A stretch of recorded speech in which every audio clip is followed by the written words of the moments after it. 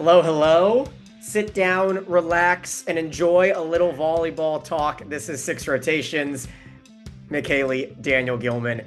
So happy to be with you. 3 weeks in to the NCAA women's volleyball season, chaos is starting to peek its head out. We had a couple really fun matches highlighted by an absolutely sensational, moody match on Sunday on ESPN. Stanford, Texas. We'll talk about all of it, as always, brought to you by SNA Sports, better equipment for a better game. We had a couple people email in their six rotation team of the week. One of them is going to go home with a winning giveaway.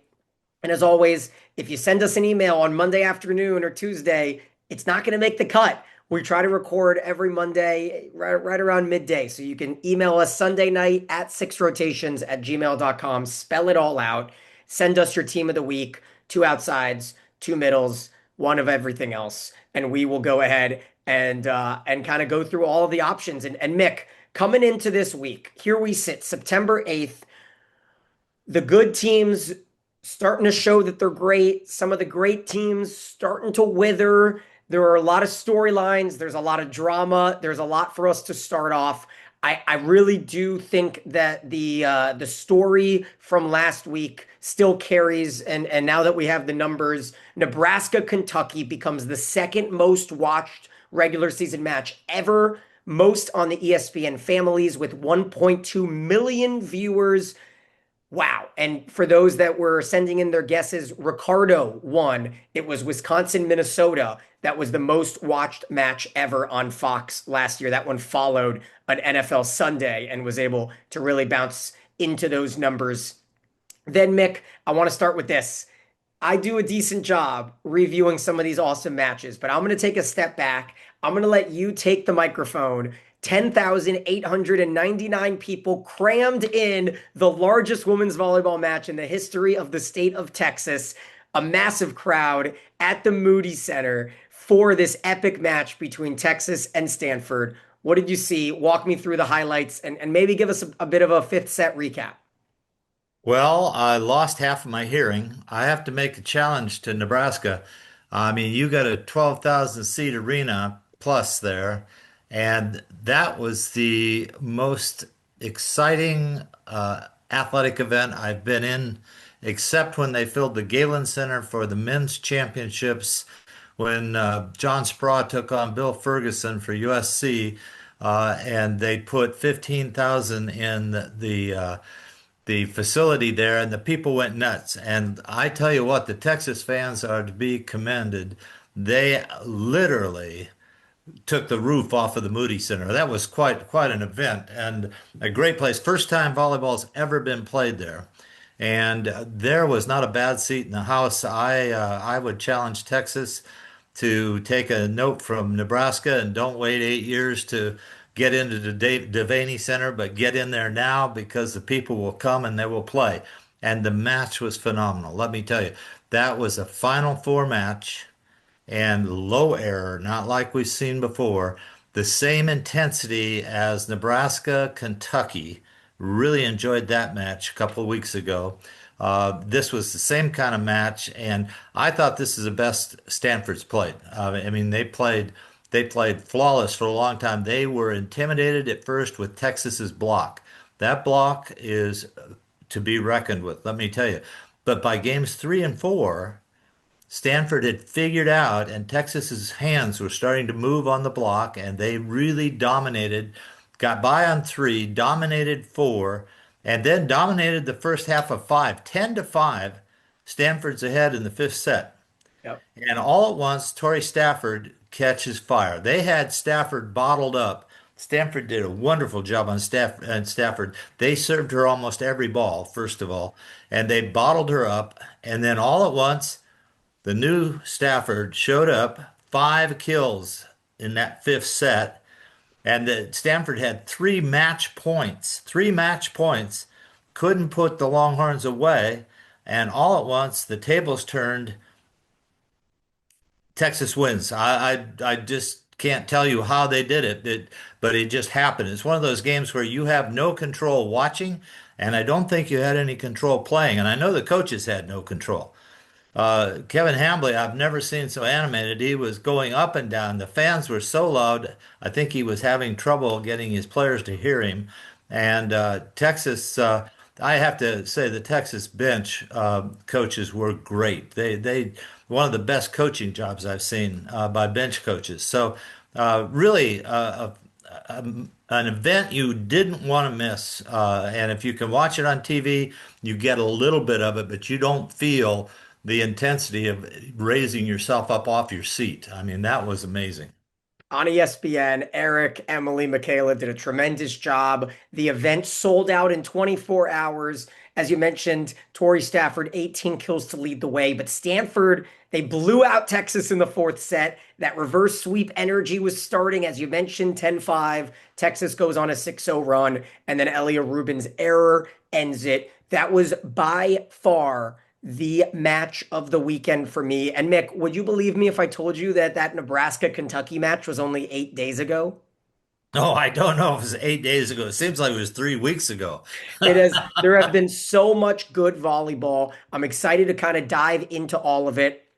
We've got a week that is going to be unreal. 15 matches this week between ranked teams, starting on Tuesday with the SEC ACC Challenge.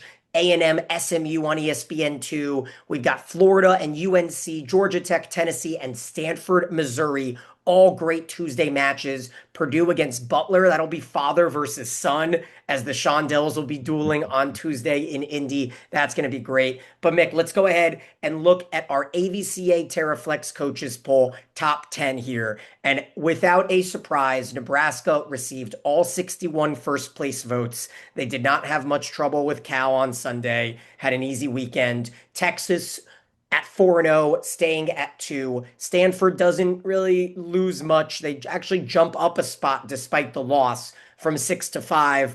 And Louisville, we're going to learn a lot about Louisville this week. We're going to have Louisville and Texas in the Dickies Arena, 14,000 capacity on Tuesday night. It's a ESPN doubleheader, Mick.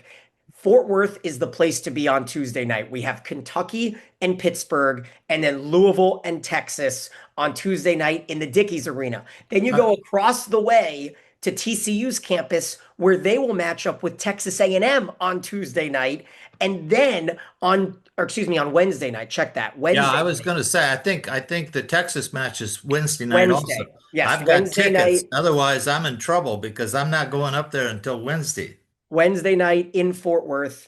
Apologies. Got excited. It's just such No a fun problem. doubleheader. All these top 10 teams will be matching up. And then A&M, TCU, A&M, SMU on Tuesday. It's going to be a Texas-sized couple days of women's volleyball. There's no doubt about that. Then we've got BYU, USC on Thursday. Friday has Utah, Nebraska, Creighton, Louisville, Georgia Tech, Wisconsin, Missouri, TCU. I mean, the list just goes on and on. Saturday, SMU, Kentucky, Dayton, Minnesota. Sunday, Arizona State, Texas, SMU, Purdue, Baylor, UF. I'm only going to say all that once. If you want to rewind to listen to all the top 25, if not, you can go to ncaa.com and check out all the matches. But Mick, let's get back to this previous week. And the top 10 kind of sits in a, let's call it a holding pattern. Penn State, the only team that drops out of the top 10. There are a lot of off the court conversations going on. What we will say on this show is, after interviewing her a few weeks ago, we will wait for all the details to come out. Izzy Stark is stepping away for the time being for mental health. She has posted an Instagram long message. She posted it during the match against Kentucky.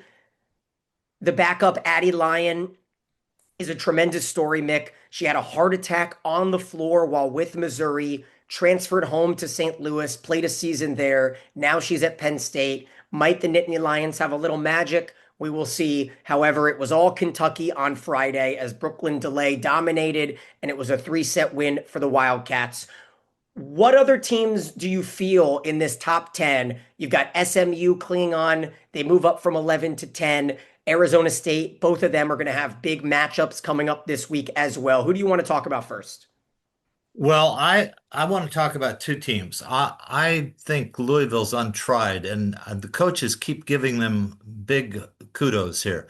I think Louisville's got to beat somebody at a pretty high level for me to keep them up this high. I've watched them; they had good performance by their sophomore left side, who got thrown into the fire in the Final Four last year. Yeah, Um, Peterson. and they've got Chacon from Purdue who transferred. So that gives them two left sides. That might give them some credence, a great middle, but still untried. I think Stanford is probably a little bit better right now.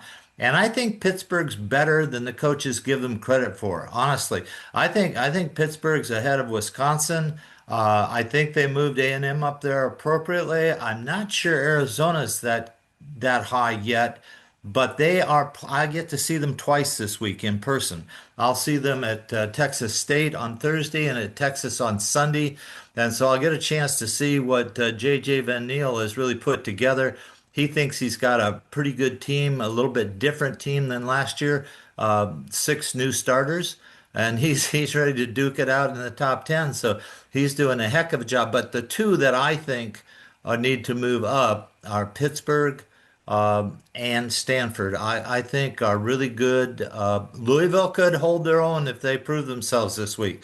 Let's say they come into Fort Worth and they beat up on Texas, and then you got to look at the Louisville Kentucky match coming up in a couple of weeks. Well, first Louisville goes to Creighton this weekend. So they've got two Yeah, kind of road matchups to really prove themselves. well, Creighton didn't do so well this weekend, and my favorite player, Ava Martin, struggled, and so Creighton has to have Martin hitting on all cylinders on that left side if they're going to compete. So I don't know what's going on there. I didn't get to see them play, so we have to watch that in the future. So we'll talk about Creighton when we get to them. They're not in the top 10. Meanwhile, a team like Texas A&M, they also have a tall task. They've moved from 10 to 8, sitting at 5 and 0. They swept Utah, dropped the first set against Utah State, but won in 4. And again, tough week coming up for Texas A&M. They go to SMU on Tuesday, to TCU on Wednesday. I think we'll learn a lot about Logan Lednicki and her squad in that one. Meanwhile, team like Wisconsin, Nebraska didn't necessarily have the tallest of competition this past weekend. I think we can maybe, breeze through that conversation, and of course, we think these are good teams. We love Nebraska. The comments were epic last week. Keep the energy coming. Yes, of course, we think Nebraska could win the national championship. Of course, they've been the favorites yet in the past. This feels another level. It always feels another level. But at the end of the day, I would certainly love to see any of the commenters come on here and have to talk for 40 minutes about volleyball without touting the incredible talent of Danny Busboom Kelly's squad. Well, and Meanwhile, Mick, Murray had a great weekend also. Not just Jackson and one Murray, they match, played but well. she brought it twice this weekend. If that keeps happening, then Nebraska really you can say that. And Nebraska has to raise the decibel though of the noise in their arena to match Texas. That's the big challenge right now. So let's see if that can happen. Well, they'll take on Purdue, or excuse me, Utah this weekend in a non-con matchup. All right, let's go ahead and look at the rest of the top 25 here. And so with it, we see Penn State settling in into that 12 spot. They have a bit of a weekend off per se. They've really gone through the gauntlet with the Big 12 teams that they had to play and then the SEC teams. And a team like TCU is really starting to turn heads. Unfortunately, they lost their star right side, Jalen Gibson, for the season before the two matchups against UCLA. And then they only dropped one set in those two wins. So TCU sitting at that 15 spot, and they're going to have a chance to prove themselves on Wednesday against Texas A&M. Um, yeah, let me speak to TCU because I think they're much better than 15. They scare me. They're athletic. They're going to get better, even losing their captain and the senior. As you mentioned, they have people walk right off the bench and step in and play. Jason Williams does a great job. This weekend is the best weekend to watch. You've got A&M, SMU, and TCU. all playing Yeah. in the same area. And Jason Williams and the coach at SMU were both assistants at Baylor together when Baylor was good several years ago. So this is turning into, and then think about this. You come into Texas to play, you get TCU, UCLA got hammered twice and sent home. You got SMU, who's beaten up on everybody last year at home. Then you got Jamie Morrison taking A&M to the finals of the regional against Nebraska, having game point and not it being able to pull it off. And then you've got Texas in the top four. Boy, you come into the state right now and it's scary. So some good volleyball going on. Yeah, I spent the weekend calling volleyball in Houston. Got to see LSU, a very talented team, superstar outsides, both All-American contenders with Journey Robinson, who's going to be a USA mainstay. I can certainly believe that. And then Nia Washington, the transfer from Ole Miss. LSU does not get a lot of love. They just got 2 votes total. I was shocked. I thought that the Tigers taking SMU to 5, Baylor to 4, and then sweeping through the weekend would get a little bit more respect. But how about North Carolina? The Tar Heels worked their way into the top 25. They'll take on Florida on Tuesday in the SEC ACC Challenge. That's one of those 15 ranked versus ranked matches. As Dayton gets booted out of the top 25, Dayton fell to Western Kentucky in 3 sets. Missouri drops from 16 to 23. They lost in 5 to Arkansas State. And those were the only 2 matches where ranked teams lost to unranked teams. A couple other headlines from the week.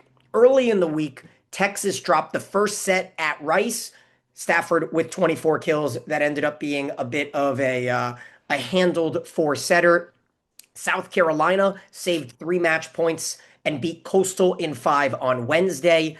And Mick, how about all the chaos? Now that we're looking again at this 14 through 20 range, there was a lot of chaos. I guess 21, 14 through 21. Georgia Tech beat Purdue in 4. Kentucky beat Georgia Tech in 4. And then Purdue beat Kansas, excuse me, Kansas beat Georgia Tech in 4. And then Purdue beat Kansas in 5. So the three of them really had a 1-1 kind of weekend with each other. And then Bowling Green went 5 with Purdue and Georgia Tech, but they could not pull off the upset in either. So what can you really figure out about those teams as we'll see Purdue and SMU this weekend? I really don't know what to think about Kansas, Purdue, or Georgia Tech. Well, yeah, I think that's good, and you could throw 5 other teams in there with it. They're all in the middle of trying to find out who they are, and their consistency goes up and down right now, and they're really not in a flow yet.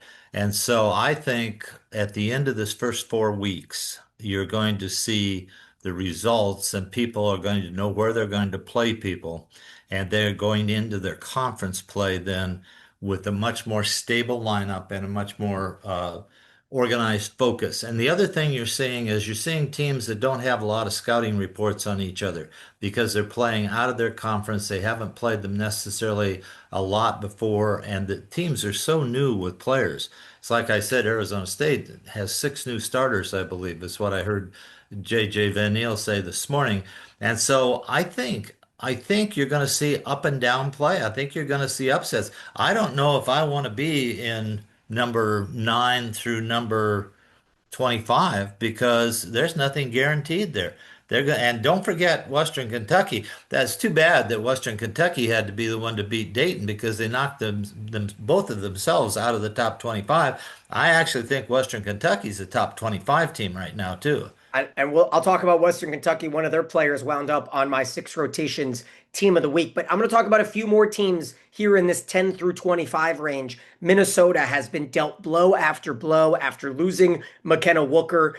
Also, the news that a knee injury has their junior libero Zednep Palabnik out for the season, and yet they could have really had a tough weekend in Nashville. But Minnesota swept through Vanderbilt, swept through Lipscomb, and sees themselves at 5-1 and an opportunity to really try to maybe battle some adversity as Minnesota faces Dayton on Saturday. That'll be a bit of a tough task out in Minneapolis for a team that was in the top 25, trying to work their way back in the Flyers. But Mick, how about USC? USC is undefeated. They're going to battle another undefeated team in BYU on Thursday in LA. And what USC did this last weekend, maybe the most impressive showing I've seen from them in quite some time, with that sweep over Creighton, two battle-tested matches going five with Santa Barbara and San Diego. And they've got a player that I'm going to talk about, a freshman on the right side. I might save until the player of the week because, or the team of the week, because she's made her way onto my roster. Well, I watched SC play. Um, San Diego gave them that match. They should have been out of the match after Santa Barbara and before Creighton. They I don't know how they pulled it out, but every team in the first 4 weeks has the ability to lose a match like that, or in other words, play ugly or win ugly. They chose to win ugly on that match and then brought their best the next night against Creighton and did a more than great job. But you have to watch them to watch their setter. I know you like the opposite, and she's doing a really great job too. But I think the setter is one of the top setters in the country. Only a freshman, brought into SC from the Midwest, and she rolled her ankle, rolled under the net, jumped up, ran back, and said, "Don't touch me. I'm fine. Let's play."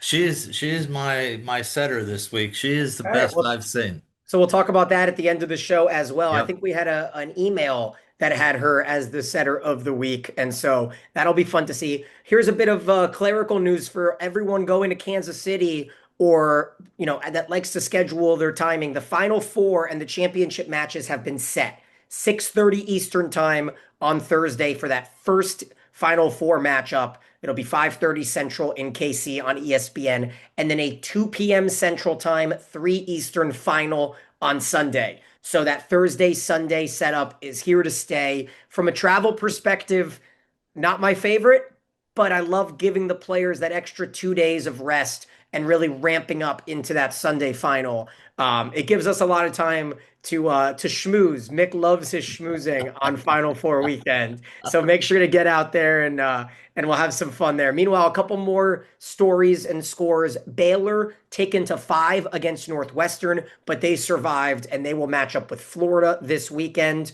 Meanwhile, Oregon is the first team out of the top 25. They survived a 5-set thriller against Colorado State. And I think the big upset of the weekend, I want to give them some love. Jacksonville swept Pepperdine in one of their biggest wins in program history. Now, Pepperdine was not ranked, but it is still quite a substantial shout out I wanted to give to Di- them there. Didn't Jacksonville take a game from Pittsburgh too? I think so. Yeah. I Yes, I think I think think Pitt went Jacksonville for. stole a game from Pittsburgh, so they're playing well. All right, so I want to introduce a new segment here because we've had a couple people email into Six Rotations with questions for Mick. And so I want to go through a few of them right now, Mick. And, these are good ones. Kate asks, with Kentucky beating Penn State and Penn State ranked top 5 at the time, imagine if Penn State drops out of the top 10. Does Kentucky get credit at the end of the season for beating a top 5 team, or does it change come tournament time? Actually, they don't get as much credit as they would, but beating them at the time still carries weight. But when the committee gets down to the end of the year, they look at where the teams are and who they're beating at the end of the year a little bit more than they do at what happened early in the year, because everybody knows most of the teams are not as refined as Nebraska is right now. And so they have ups and downs, there are upsets. They give them credit, but it's not going to be as big a deal as if Kentucky beats Texas at the end of the year. Then they move up significantly. Okay, that's good. And then Andy wants to know if you can tell us how a team would position themselves against top opposites like Martin and Babcock when they hit over the block. So there's two ways to think about this. The really smart coaches think like this. They think, okay, should we put our best blockers in front of Babcock and try to slow her down? But many of the coaches say Babcock is going to score. So I'm going to put my second best blocker in front of her and I'm going to shut down the other person. Now, in this case, the other person might be the setter. So then you're not worried so much about that, but you may have your best blocker hitting over the setter then. So there's two ways to look at that. Now, I actually always schemed to have my best block in front of those people and try to take away just enough points that somebody else has to step up for the team to carry those points. But that doesn't always work. And I talked to Ben Josephson, who was at Kentucky as an assistant and now at Texas as an assistant. And he said he always put his second best blocking unit in front of the best opposite and then tried to shut down the other one of the other left side hitters. And the opposite is different than the left sides. You know, if you have your number one left side, sometimes you let her get her kills, but you take away the number two. Like Stanford took away Vanderwall from Texas. She only got 5 kills and 3 errors in that whole 5 game match. So that means other people had to step up, and that's why Stanford actually got more kills than Texas in that match. There you go. Hopefully that helps, Andy. And so we get ready for our six rotation team of the week. Mick, outside hitting is so loaded. It was not an easy choice to have to choose two outside hitters. I'll go first quickly here. I had to give credit to Brooklyn DeLay from what I saw against Penn State with the three aces. And anytime an outside can hit over 350 in a bulk scenario, I tip my cap. So DeLay with 18 kills, a 350 hitting percentage, and those three aces. She grabs my first outside hitter of the week nom. And then I wanted to go a little bit more obscure with my second one. How about this, Mick? Last week, we touted the superstar out in Hawaii who had a whale of a week in Natalie Ring for Marquette. She had those outrageous numbers 27, 24, 28 kills. We've got a similar situation here. It was just one headlining match, but in all of Morgan Gardy's matches this season, she has had over 20 kills for Notre Dame. How about 34 kills against Illinois, hitting 466 for Morgan Gardy, a new Notre Dame record. They're going to match up with LSU on Tuesday, and I will be watching that matchup. Morgan Gardy against Journey Robinson should be phenomenal. She gets my second outside hitter position here for my team of the week. Well, I'll tell you what I went through. I mean, if you take Murray from Nebraska, DeLay from Kentucky, Kurt and Ruben from Stanford, Stafford from Texas, Hanson from Minnesota, Murphy from TCU, and Livings from SMU. I mean, you're trying to pick left sides out of that. So I went with Hanson from Minnesota. First of all, she had 29 kills in 57 swings with only 3 errors. And that's why Minnesota didn't take a dip after losing those people because Julia Hansen is stepping up for Minnesota. Now, if she can keep that arm glued on, that'll be a good thing. But she is really stepping up. And the second person is Tori Stafford from Texas that I picked simply because at the end of the match, when Texas was dying, 10-5, going down the drain, Stafford steps up 5 kills in that set to bring Texas back. I give her the edge for that one, for my two outsides. All right, what about your right side? Opposite was really hard. I could list all the names that I had for right side, but I went with Lednicki because she actually really runs that Texas offense. And if she gets going, I mean, if it were me now, the person that asked the question, what do you do with Lednicki? I think you put your best blocker on Lednicki. You make those left sides score for A&M, you make the middle score for A&M, because if Lednicki gets as many points as she got this weekend, A&M's got a great chance to win against you. So Lednicki is carrying the load. She seems to be a much more mature player. She looks like she's having fun. That's my opposite for this week. Yeah, we'll see how she can fare against SMU and TCU Tuesday and Wednesday, both on national TV. So two huge chances for A&M to grab some attention. Again, I think I got cute at certain points, right? Like we could go Andy Jackson every week. We could go Bergen Riley every week. I feel like that with Lednicki. So I went to the freshman from USC, Abigail Mullen, who had 22 kills, 5 blocks, two aces against Santa Barbara. She had a great weekend. Didn't really shine as much against Creighton, but did enough to give me a nod to give her the opposite. She's a Missouri kid, isn't she? Or Yeah. Kansas City? Yeah. Yeah. Yeah. Midwest. Yeah. Midwest, I think. Somewhere Um, in there. And she's good. She's got a great body. A yeah. freshman, 6'3". I like her too. I think that's a good choice. But all of our emails all had Lednicki on the right side. So they'll match up with you there, get a point. My middles, I'll go quickly here. I've got Erica Sayer for Stanford. I thought the middles were tougher to grab, but she was good enough on Sunday against Texas with 12 kills, hitting 475. And then Kiara Reinhart did so exceptional in the two matches against the California teams for Creighton. She had 0 errors, 23 kills against San Diego and Santa Barbara. It's enough to overcome a struggling match in the loss that she suffered against USC. So I gave her the nod for my two middles there, Reinhardt and Sayer. What about you? I actually am the same, and I would even give more kudos to Sarah. She's a freshman. She scored 12 points in that Texas match, maybe a few more Yeah. than that. But they needed every one of those points to get the big block off of Ruben and Kurt out there. And she did a heck of a job as a freshman. I think she's going to be really, really good. This is one you want to watch. She will be a scoring middle, and we haven't seen a lot of scoring middles. What about Setter?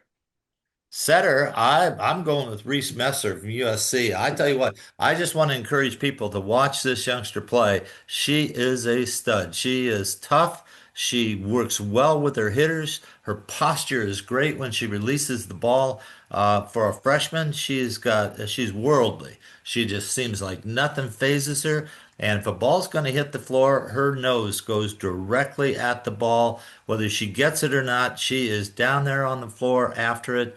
She's a baller, and she got my vote for this week.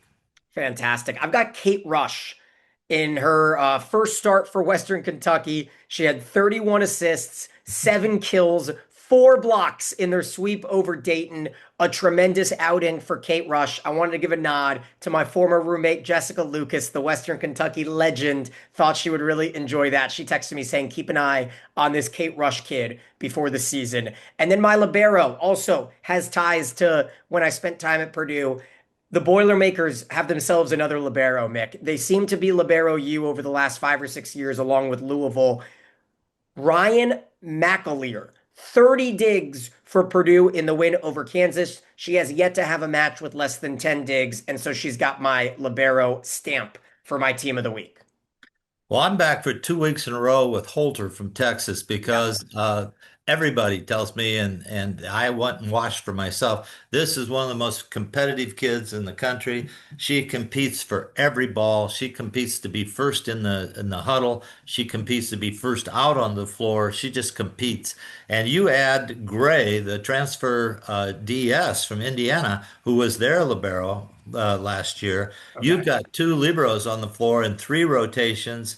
All six rotations out there, the ball doesn't hit the floor without a hand, and those two teamed up for some miraculous saves in the fifth set. So I think Holder deserves the libero for this year, this Well, week. Mick, Texas is looking really solid. I'm excited to see them against Louisville Wednesday night on ESPN after Kentucky Pitt, an all-time doubleheader. Meanwhile, we had a tie for the most similarities between our teams and the teams sent in. So Zach and Dash, both from Nebraska, will be our winners this week. So congratulations to you two. And you know what? I give them a lot of credit because one of them, I think Dash put in, I could choose Andy and Rebecca as my middles every week, but they didn't. So credit to you guys. I also want to consider putting Andy each week, but I have not. And so Mick, here we sit.